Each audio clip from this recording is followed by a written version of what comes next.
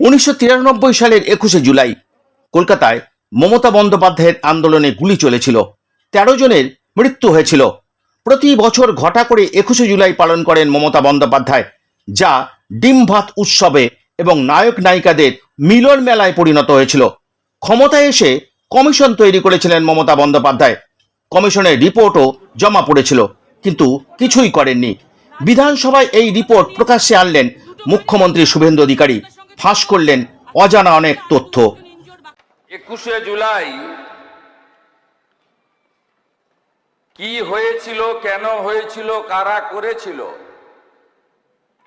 পশ্চিমবাংলার 11 কোটি জনতা জনার্দন এখনো জানতে পারল না। এই দিনটাকে ব্যবহার করে অনেকে অনেক কিছু করে নিয়েছেন। শুধু রাজনৈতিক পদ বা সরকারি ক্ষমতা নয়, ব্যক্তিগত বিষয় সম্পত্তি, আমেরিকায় গিয়ে চোখের চিকিৎসা, চার্টার ফ্লাইটে ঘোরা, হরিশ চ্যাটার্জি হরিশ মুখার্জি স্ট্রিটে 38টা প্লটের মালিক হওয়া, অসংখ্য প্রাসাদের মতো বাড়ি তৈরি করা, অনেক অনেক কিছু করে নিয়েছেন। পশ্চিমবাংলার 11 কোটি জনতা জনার্দন এখনো জানতে পারল না। বিচারপতি Sushanta Kumar Chatterjee commission of inquiry, স্বরাষ্ট্র রাজনৈতিক দপ্তরের বিজ্ঞপ্তি নম্বর 6256 P/44/12/11 তারিখ 4/11/2011 রাজ্য সরকার কর্তৃক গঠিত 1993 সালের 21শে জুলাই মহাকরণ অভিযানের তদন্ত।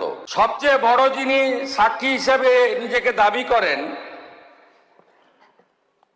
প্রাক্তন মুখ্যমন্ত্রী মমতা বন্দ্যোপাধ্যায়কে কমিশন ডাকার প্রয়োজন মনে করেনি। হয়তো আলাদা করে বলে দিয়েছিলেন যে আমাকে ডাকবেন না।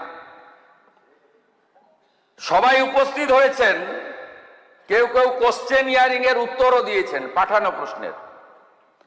একজন রিফিউজ করেছিলেন যে আমি সাক্ষী দিতে যাব না।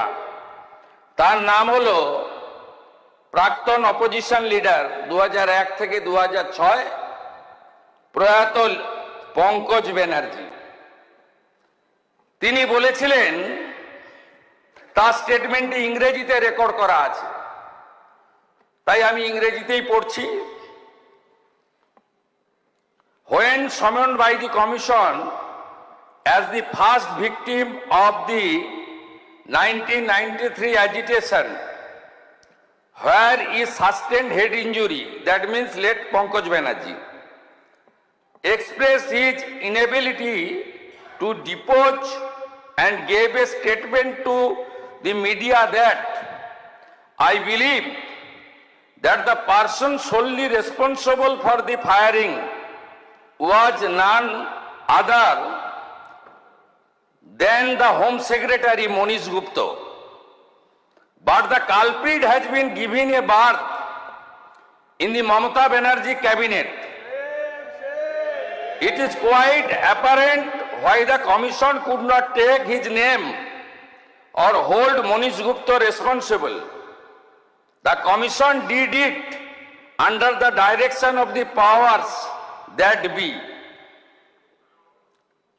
এই স্টেটমেন্টটা উনি দিয়েছিলেন। এই কমিশনের যে ইনকোয়ারি রিপোর্ট, সেই ইনকোয়ারি রিপোর্টে কমিশন যে মূল অবজারভেশনগুলো দিয়েছে, যা এটাতে আছে, পি নীরজ নয়ন প্রিন্সিপাল সেক্রেটারি, এটাতে আমি বাংলা করে আপনাদেরকে বলছি।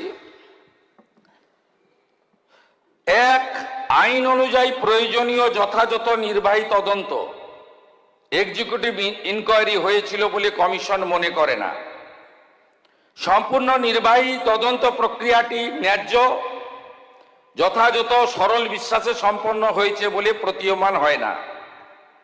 নির্বাহী তদন্তের রিপোর্ট এবং সংশ্লিষ্ট অন্যান্য রিপোর্টের অনুপস্থিতি বিচার বিভাগীয় পর্যালোচনার আওতার বাইরে চলে গেছে। ফলে পুলিশি গুলি চালনার যথার্থতা প্রমাণিত হয় না। তৎকালীন পুলিশ কমিশনার তুষারকান্তি তালুকদারের রিপোর্ট আধিকারিকদের বিবৃতির সঙ্গে যথেষ্ট অসামঞ্জস্যপূর্ণ। তৎকালীন পুলিশ কমিশনার প্রকাশ্যে অস্বীকার করেছেন, বিতর্কিত করেছেন এবং কার নির্দেশে পুলিশ গুলি চালানো হয়েছিল সেই প্রকৃত তথ্য প্রকাশ করতে অস্বীকার করেছেন। মহাকরণ থেকে সমস্ত প্রাসঙ্গিক নথিপত্র কেন পাওয়া যাচ্ছে না তা গ্রহণযোগ্য বলে মনে করা হয়নি। তখনকার মুখ্যমন্ত্রী কে ছিলেন, যিনি কালকে কালীঘাট তৃণমূলের কর্মসূচিতে হয়তো যাবেন। তিনি তথ্য সরবরাহ করেননি, তিনি একটাও নথি দেননি, কারণ ওনার পাওয়ার মিনিস্টার ফেঁসে যাওয়ার প্রভূত সম্ভাবনা ছিল। 5, সমস্ত জনসাধারণ, মাননীয় নেতৃবৃন্দ, সাংবাদিক ও পুলিশ আধিকারিকদের বিস্তারিত সাক্ষ্য প্রমাণ থেকে সেই সাক্ষ্যের প্রমাণ মূল্য বিচার করে কমিশন বিচক্ষণতার সঙ্গে দেখতে পেয়েছে যে রাইটার্স বিল্ডিং থেকে বহু দূরে অবস্থানরত জনতাকে নিয়ন্ত্রণ করার জন্য গুলি চালানোর প্রয়োজন ছিল না। 6, রাইটার্স বিল্ডিং আক্রমণের আশঙ্কা কাল্পনিক ছিল। যেসব স্থানে গোলযোগ হয়েছিল, যেখানে গুলি চালানো হয়েছিল তাই রাইটার্স বিল্ডিং থেকে অনেক দূরে।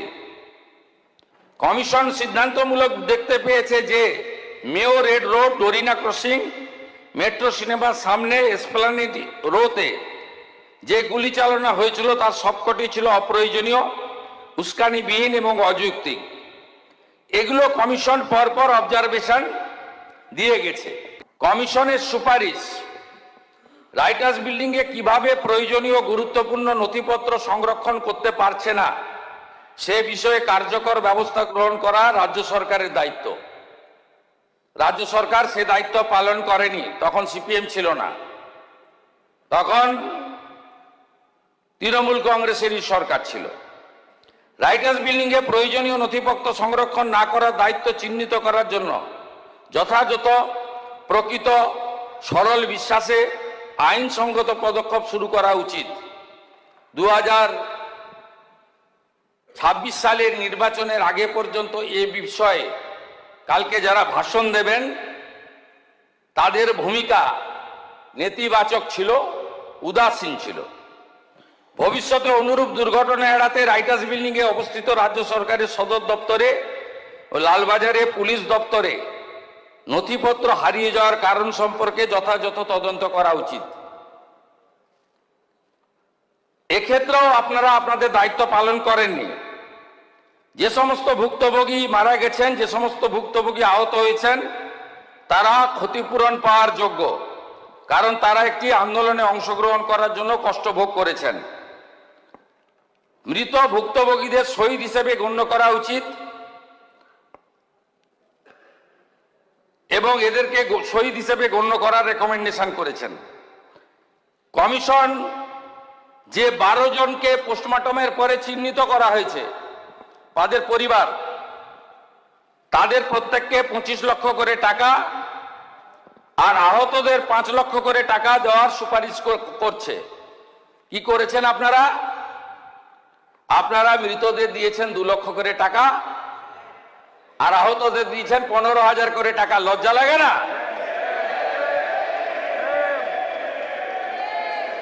আপনারা নিহতদের দিয়েছেন 2 লক্ষ করে টাকা আর আহতদের দিয়েছেন 15,000 করে টাকা, আর কমিশন বলেছে নিহতদের দিতে 25 লাখ করে টাকা, আহতদের 5 লক্ষ করে টাকা।